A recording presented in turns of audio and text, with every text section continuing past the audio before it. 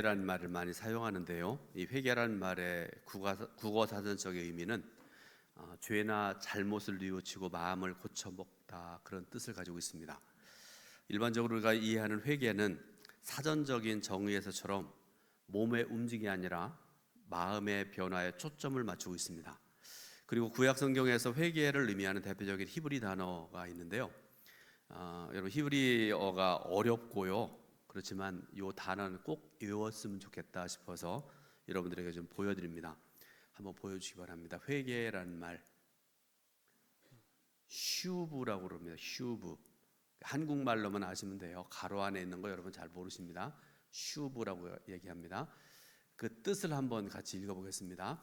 주어가 향하는 방향에서 반대 방향으로 전환을 시각적으로 보여주는 되돌아감.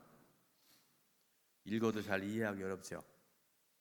그러니까 쉽게 말하면 그거죠. 오른쪽으로 가다가 주님께서 왼쪽으로 가라 하시면 그렇게 가는 것, 회개라 생각하시면 되겠습니다. 자, 이 슈브란 말이 단순히 떠난 곳으로부터 복귀하는 이미지를 갖는 경우도 있지만, 주어가 멀리 떠났다가 자신을 거주했던 곳으로 돌아오는 것도 상징적으로 회개의 의미를 가질 수 있기 때문에 철저하게 문맥과 더불어 관련 본문을 자세히 살펴봐야 됩니다. 그래서 뭘 말씀하시는지를 우리가 알아야 되고요. 그 말씀에 순종해서 살아가는 것, 범사가 다 그렇고요. 회개도 마찬가지입니다. 구약 성경의 회개를 의미하는 단어는 자그마치 구약 학자들이 연구한 바에 의하면 1000번 이상이 등장한다고 합니다. 그런데 그 중에서 가장 먼저 회개라는 말이 사용된 문장이 창세기 3장 19절인데, 여러분 창세기 3장 19절 말씀을 같이 봉독해 올립니다. 네가 흙으로 돌아갈 때까지 얼굴에 땀을 흘려야 먹을 것을 먹으리니 네가 그것에서 취함을 입었음이라. 너는 흙이니 흙으로 돌아갈 것이니라. 아멘. 자, 여기서 슈브란 말이 두 번 나옵니다. 돌아갈 때까지, 돌아갈 것이니라, 이렇게 두 번 나오는데요.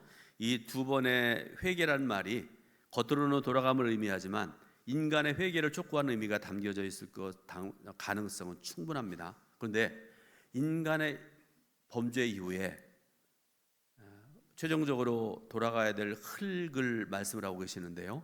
그런데 그거는 형벌이나 그것을 위한 장소를 의미하지는 않는 것으로 보입니다. 그리고 회개라는 말이 무엇인가를 이해하기 쉽게 말씀하는 성경이 나오는데요. 아주 유명한 말씀입니다. 아까 우리가 교동문에서 읽었던 그런 말씀이기도 하고 그런데요. 시편 51편에 다윗의 그 유명한 회개 고백입니다. 시편 51편의 앞부분을 보게 되니까요. 여러분, 시편은요 특징이 있습니다. 말씀이 시작되기 전에 우리 성경을 보게 되면 파란 글씨로 뭔가를 써놓은 게 있어요. 시편 51편의 앞부분을 제가 여러분들에게 읽어드리겠습니다. 다윗의 시, 인도자를 따라 부르는 노래. 다윗이 밧세바와 동침한 후 선지자 나단이 그에게 왔을 때, 이렇게 말씀하고 계세요. 다윗 왕이 밧세바와 간음한 일로 인해서 나단 선지자가 왕에게 찾아와요. 그리고 하나님 말씀으로 엄하게 책망을 하시는데요. 그때 다윗이, 여러분, 한 나라의 왕이지만 하나님의 선지자가 와서 책망을 하니까 하나님 앞에서 범죄였음을 고백하고 통회합니다.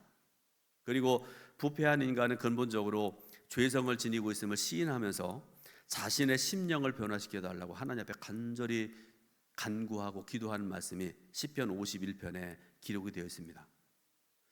자, 여러분, 인간의 고백이나 인간의 회개에 대한 그런 말씀 주시는 것도 굉장히 중요하지만 더 중요한 것은 예수님 말씀입니다. 마태복음 4장 중에 예수님께서 이제 처음으로 갈릴리 사역을 시작하시는 그런 말씀이 기록이 되어 있는데요. 마태복음 4장 17절 말씀 보면요. 자, 4장 17절 말씀 또 같이 읽어보겠습니다. 이때부터 예수께서 비로소 전파하여 이르시되 회개하라, 천국이 가까웠느니라 하시더라. 아멘.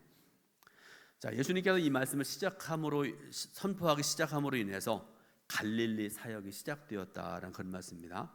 그 내용을 뭔가 하면 하나님 나라가 도래했다. 그러니까 너희가 회개해야 된다라는 그런 말씀입니다. 약속된 하나님 나라가 왔기 때문에 백성들은 이제까지 의존했던 세상적인 것들, 세상의 모든 것들을 떠나서 왕이신 예수님께 즉시로 복종해야 된다는 말씀이고요. 예수님의 선포에 긍정적으로 반응하는 사람들은 회복의 복음을 경험하게 될 것이라는 그런 말씀을 주고 계십니다. 여러분, 하나님께서 가장 기뻐하시는 것은요, 죄인이 회개하는 것입니다.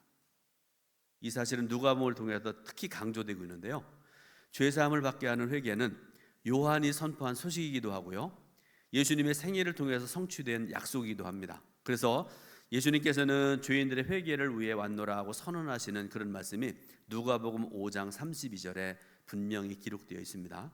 그런데 여러분, 신약성경은 네 복음서가 기록이 되어 있죠. 네 복음서를 둘로 나눕니다. 하나는 마태복음, 마가복음, 누가복음을 가리켜서 뭐라고 말씀하죠? 공관복음서 이렇게 얘기를 합니다. 공관복음서, 같은 관점에서 봤다 그런 뜻입니다. 그 다음에 요한복음을 가리켜서 제4복음서 이렇게 얘기를 합니다. 그런데 여러분, 이 복음서는요, 공관복음서와 제4복음서는요 많은 공통점을 가지고 있는 반면에 또 다른 차이점을 가지고 있는데, 회개에 대해서도 마찬가지입니다. 공관복음은 행함으로 표현되는 회개를 강조하는 데 비해서 제4복음서인 요한복음은 회개라는 용어가 기록되지 않습니다. 사도 요한은 회개의 용어를 사용하지 않고도 어둠과 빛과 죽음과 생명, 믿음과 사랑 등을 대조함으로써 우리 성도들이 돌아가야 될 대상이 무엇인지를 명확하게 말씀을 하고 계시고요, 그리스도를 믿음으로 누리는 영생이 무엇인가를 우리에게 말씀을 하고 계십니다. 자, 오늘 우리가 읽은 본문의 말씀은요, 간음하다가 현장에서 붙들려온 여인의 이야기입니다. 그런데 이 이야기를 어떻게 회개와 연결해서 읽을 수 있을까? 자, 간음의 현장에서 끌려온 여인이 후에 예수님의 사람이 되었고 옛 모습을 버리고 새 사람이 되었다는 전제하에서는 이 말씀이 합당한 그런 말씀이기도 합니다. 본문 사건이 일어난 시기는요, 예수님의 생애 후반부로 보입니다. 왜 그런가 하면 유대 당국자들이 예수님을 잡으려고 혈안이 되어 있는데, 보니까 예수님 말씀하실 대로 사람들이 모여들고요, 1,000명 모였다가 2,000명 모이다 5,000명 모이고 10,000명을 모이고 수많은 사람들이 모여들고요, 예수님의 인기는 점점 더 커져갑니다. 예수님께서 이른 아침에 성전에 오시게 되니까요, 사람들이 몰려듭니다. 이른 아침에도 불구하고요. 그러니까 쉽게 말하면 뭐 새벽 기도 시간이나 뭐 그런 시간에도 사람들이 막 모여들었다 그런 말씀 아니겠습니까? 당국자들은 드디어 예수님을 올가맬 건수를 찾았고요, 한 여인을 잡아와서 회중의 한가운데 그 여인을 세웁니다. 여러분, 이 장면에서 머릿속으로 한번 상상해 보시기 바랍니다. 새 무리가 그 상황에서 보이게 되는데, 제일 첫 번째로는요, 말씀을 듣기 위해서 새벽부터 예수님을 찾아온 회중들이 있습니다. 은혜를 사모해서 예수님 말씀 듣기 위해서 새벽부터 일찍부터 모인 회중들이 있다. 두 번째로, 간음하다가 현장에서 붙잡혀온 여인이 있습니다. 그 여인의 모습을 한번 상상해 보시기 바랍니다. 세 번째로, 두 무리를 바라보는, 그러니까 은혜 받기 위해서 모여있는 수많은 회중들, 그리고 간음하다가 붙잡혀온 여인을 바라보는 서기관과 바리새인들이 있었다, 이렇게 말씀하고 계세요. 그러면 여기서 우리가 이런 질문을 할 수 있을 것입니다. 예수님께서는 여인을 용서하셨을까? 그리고 여인은 회개했을까? 또 하나, 여인은 그 후에 어떻게 됐을까? 그런데 여러분, 예수님께서는 여인을 용서하지 않으셨습니다. 다만 말씀하시기를 나도 너를 정죄하지 아니하노니 다시는 죄를 범하지 말라라고 말씀하셨을 뿐입니다. 그러므로 마지막으로 또 하나 질문할 수 있을 텐데요, 여인은 새로운 사람이 되었을까? 그리고 정죄와 용서의 차이점은 무엇일까를 우리가 질문할 수 있을 것이다, 그런 말씀입니다. 다시 말씀드려서요, 예루살렘에는 예수님을 체포하라는 명령이 내려져 있습니다. 그런데 그럼에도 불구하고 예수님은 그날 밤에도 감람산 어디에선가 밤새도록 기도하시고 이른 아침에 성전으로 올라오셨습니다. 그리고 아까 말씀드렸죠. 이른 아침임에도 불구하고 예수님 말씀을 들으려는 수많은 사람들이 몰려들었다, 그런 말씀입니다. 사람들은 자리를 잡고 앉았고요, 예수님께서는 아무 일도 없다는 듯이 그들을 가르치기 시작을 합니다. 그런데 그때 주변이 시끄럽더니 한 여인이 예수님께 끌려 나왔습니다. 그 모습을 주석책에 보니까 쭉 나와 있는데요, 내용인즉슨 이런 겁니다. 머리는 흐트러졌고 옷은 찢어져서 거의 벌거숭이 모습인 여인이 궁중 가운데 던져진 것이다. 그 상황을 한번 여러분 머릿속으로 상상해 보시기 바랍니다. 자, 이런 상황에서 우리가 몇 가지를 생각을 해보려고 그러는데요. 첫 번째로 그 순간에 여인과 예수님은 무엇을 생각했을 것인가라는 것입니다. 자, 여인의 상태를 다시 한번 생각을 해보면 간음하다가 현장에서 붙잡혀온 여인입니다. 이 여인과 예수님은 바리새인과 서기관이 펼쳐놓은 올무에 걸려있는 그런 상황이죠. 그래서 조금만 있으면 여인은 죽임을 당하게 될 것이고요, 예수님은 올가미에 걸린 먹이가 된 것 같은 그런 상황입니다. 서기관과 바리새인들은 간음 현장에서 잡아온 현행범인 여인을 가리키면서 이렇게 얘기를 해요. 예수님께서 이제까지 강조했던 사랑이 모세의 율법에 반대된다는 점을 강조하면서 예수님을 궁지에 몰아넣으려는 그런 모습을 보입니다. 그리고 그 자리에 모인 회중들은 예수님께서 이 문제를 어떻게 풀어나갈 것인가를 가슴을 졸이면서 유심히 쳐다보고 있는 그런 상황입니다. 이런 상황에서 서기관과 바리새인들이 예수님께 질문을 하는데요, 오늘 읽은 본문 중에 4절 5절의 질문입니다. 자, 여러분 4절 5절 말씀을 같이 봉독에 올립니다. 예수께 말하되 선생이여, 이 여자가 간음하다가 현장에서 잡혔나이다. 모세는 율법에 이러한 여자를 돌로 치라 명하였거니와 선생은 어떻게 말하겠나이까. 아멘. 자, 이들이 한 질문을 보게 되면요, 간음의 현장을 강조합니다. 현장에서 붙잡혔다, 이렇게 얘기를 합니다. 그리고 이 여인이 현행범이라는 사실을 아주 강조해서 말씀을 합니다. 그리고 예수님께서 강조하셨던, 아까도 말씀드렸죠, 예수님은 첫째도 사랑, 두 번째도 사랑, 열 번째도 사랑이라고 말씀하시는데, 예수님께서 그렇게 강조하셨던 사랑이 율법에 반대된다는 점을 강조하면서 예수님을 궁지에 몰아넣으려는 그런 상황입니다. 그런데 예수님께서는 아무런 말씀이 없으세요. 엎드려서 땅에 무엇인가를 쓰고 있을 뿐이었습니다. 무엇을 쓰셨을까? 여러분 조르시는 분도 있을지 모르겠는데 농담 삼아서 어느 부흥사님이 그런 말씀을 하더라고요. 잊어버릴 수 없습니다. 이런 건 잘 안 잊어버려. 성경은 잘 잊어버리는데 무엇을 예수님께 쓰셨을까? 그 여인에게 왔던 남자 이름들 썼을 것이다. 김아무개, 이아무개, 박아무개. 한국의 대표적인 성씨 셋을 제가 얘기했습니다.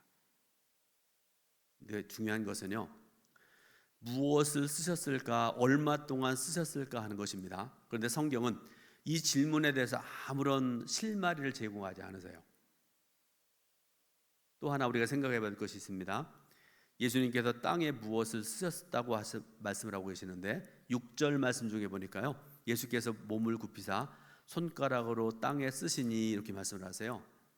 자, 쓰시다라는 말의 그 헬라어의 그 시제, 좀 어려운 말씀인데 여러분 들으세요. 미완료 시제, 이렇게 말씀을 하세요. 완성되지 않았다는 말씀입니다. 즉 무엇인가를 계속해서 쓰고 계셨다라는 그런 말씀입니다. 뭐라고 쓰셨는지는 성경에 없기 때문에 아무도 알 수 없지만 한 가지 분명한 것은 오래 쓰고 계셨다는 사실입니다. 그런데 예수님의 그 모습을 보고 서기관들, 바리새인들은 급해요. 빨리 대답하기를 기다리던 바리새인과 서기관들이 독촉할 때까지 예수님께서는 쓰고 계셨습니다. 그래서 7절 중에 보게 되니까요, 그들이 묻기를 마지 아니하는지라 이렇게 말씀을 하세요. 그러니까 다시 말씀드리는데 주님께서 상당한 시간 동안 쓰셨다는 것이고요, 서기관과 바리새인들은 빨리 대답하라고 독촉했다는 그런 말씀이죠. 바리새인들의 독촉에 예수님께서 드디어 일어나셨습니다. 그리고 한마디 말씀을 하세요.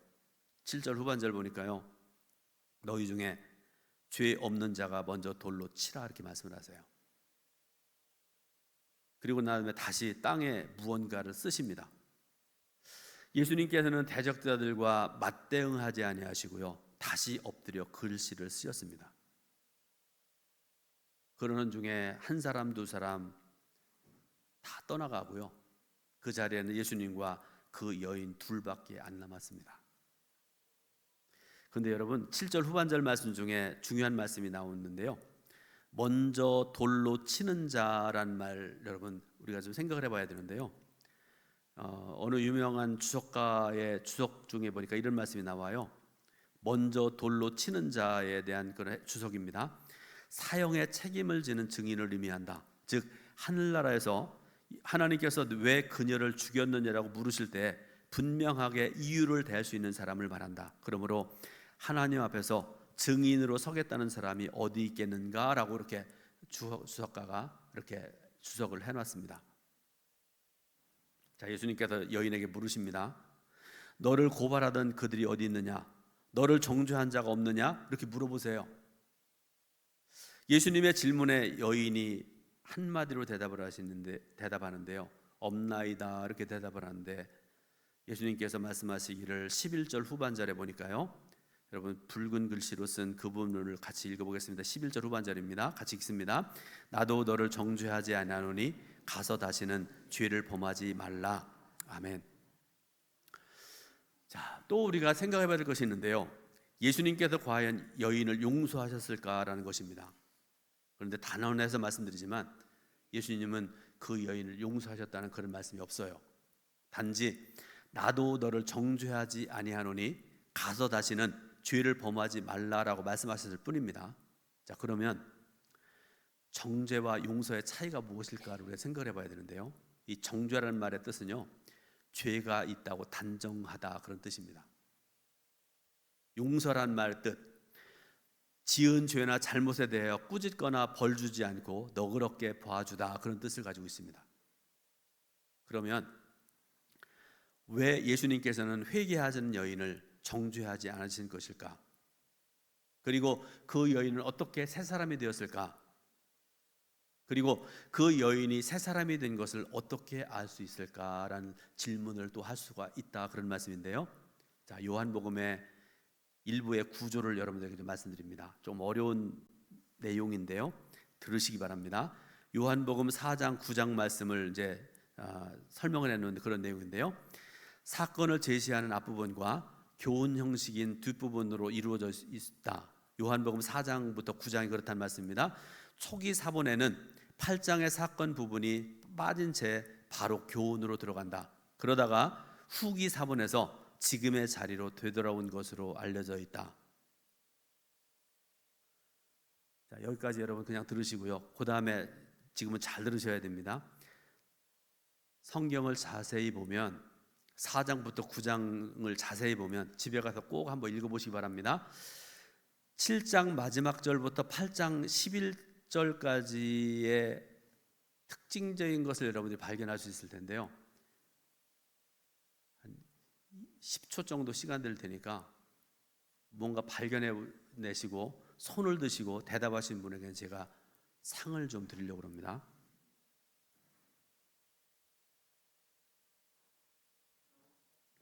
요한복음 7장 마지막 절부터 8장 12절까지 특징적인 거 발견하신 분? 네, 없는 것으로. 네. 7장 마지막 절부터 8장 12절까지 괄호가 쳐져 있습니다. 괄호. 이거 있죠, 이거. 그 이유가 무엇일까에 대해서 말씀드릴게요. 주석에 있는 내용입니다. 초대교회 이 여인은 상당히 중요한 역할을 했던 사람일 것이다. 그런데 이런 추한 이야기를 요한복음에 기록해 놓은 것은 초대교회 안에서 상당한 논란이 있었던 것으로 보인다. 그래서 빠졌다가 후대에 이 내용은 반드시 들어가야 한다는 주장이 있어서 다시 제자리를 찾아간 것으로 보인다. 그만큼 여인은 확실히 변화된 사람이고 그리스도의 제자의 본이 됐던 분이라고 할 수 있을 것이다. 주석에 나온 내용입니다. 그렇다면 이 여인은 어떻게 새 사람이 될 수 있었을까? 자, 여러분 보세요. 여인이 간음 현장에서 붙잡혀가지고 예수님께로 지금 끌려왔습니다. 수치와 죽음에 내몰려 있을 때 당시에 그녀의 배는 하나도 없었습니다. 서기관들, 바리새인들 말할 것도 없고요. 그리고 예수님 은혜 받으려고 찾아왔던 수많은 그 군중들, 이 사람들 어떤 사람들? 유대인들 아닙니까? 이 사람들은요, 어려서부터 율법을 알았던 사람들입니다. 그리고 율법에 간음하면 돌로 쳐 죽이라는 그 말씀 배웠고 알았던 그런 사람들이거든요. 그러니까 거기에 있던 그 수많은 사람들 중에 그 여인의 편 하나도 없었습니다. 오직 예수님 한 분만 그 여인의 편이었습니다. 그러므로 여러분, 예수님께서 첫 번째, 두 번째 엎드려서 글을 쓰신 것, 행동하신 모든 행동들, 모든 말씀들이 궁지에 처해 있는 여인을 구하시기 위한 것이었다는 것을 알 수 있는 그런 말씀입니다. 그런데 이 여인 부끄럽지만 그 모든 사실을 다 지켜봤죠. 그 여인이 무슨 생각을 했을까? 여러분 한번 생각해 보시기 바랍니다. 그 여인은 자신을 위해서 생명을 던지는 예수님의 그 놀라운 사랑을 경험했던 그런 상황입니다. 그리고 그 사랑 앞에서 변화되지 않을 사람이 어디 있을까를 우리가 생각을 해봤으면 좋겠습니다. 이 여인은 죽음의 목전에서 회개를 통해서 그리스도 안으로 들어간 사람의 모범이었다, 이렇게 말씀을 하고 계십니다. 여러분, 이 시간에 예배드리고 있는데요, 말씀 듣는 저와 여러분 모두가 이 여인에게 임했던 은혜가 임할 수 있기를 주님의 이름으로 축원드립니다. 하나 또 우리가 마지막으로 생각해 봐야 될 것이 뭔가 하면 회개한 자의 모습은 어떤 것이어야 되는가에 대한 그런 말씀입니다. 요한복음은 믿음의 정의를 이렇게 내리고 있습니다. 요한복음 1장 12절 말씀 보니까요, 같이 말씀 봉독합니다. 영접하는 자, 곧 그 이름을 믿는 자들에게는 하나님의 자녀가 되는 권세를 주셨으니 아멘. 예수님을 믿는 것, 그 이름을 믿는 것은 같은 의미이고 다른 표현입니다. 주님을 영접하려면 옛 습관과 잘못된 행실을 분명히 버려야 됩니다. 왜 그렇습니까?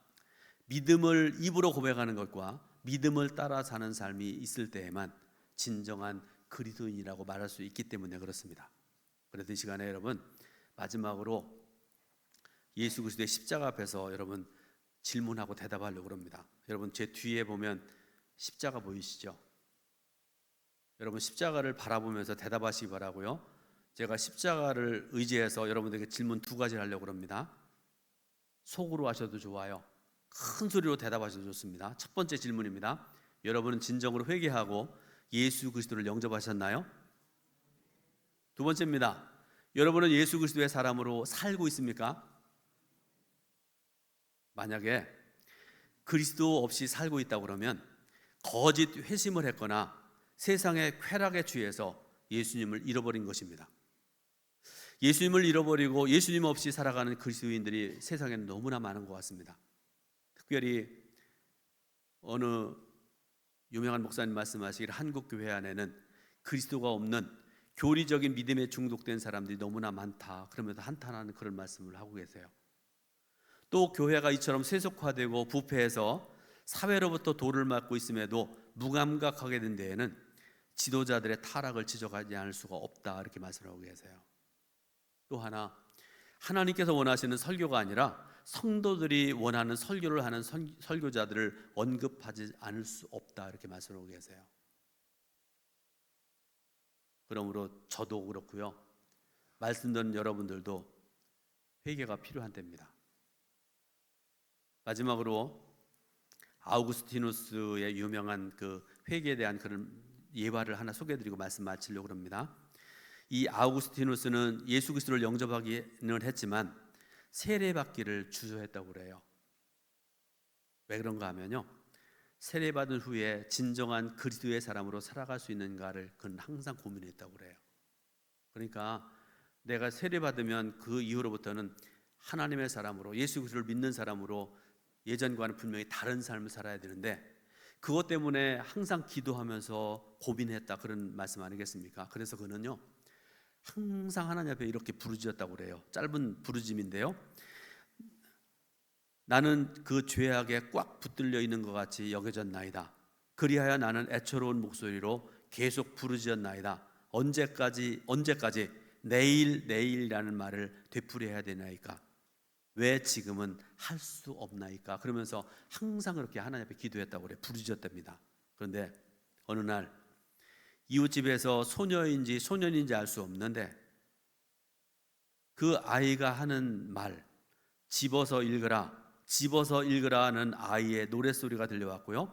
그래서 그는 성경책을 펴서 로마서 13장 11절 이하의 말씀을 읽으면서 흐르는 눈물을 억제할 수 없었다고 합니다. 그 중에서 로마서 13장 12절 말씀을 같이 읽고 말씀을 마무리하려고 합니다. 같이 봉독해 올립니다. 밤이 깊고 낮이 가까웠으니 그러므로 우리가 어둠의 일을 벗고 빛의 갑옷을 입자. 아멘. 여러분, 이 말씀을 읽는 순간이 아우구스티누스가 참된 그리스도인이 되는 순간이었습니다. 기도하겠습니다. 하나님의 크신 은혜와 사랑을 감사드립니다. 오늘도 귀한 주일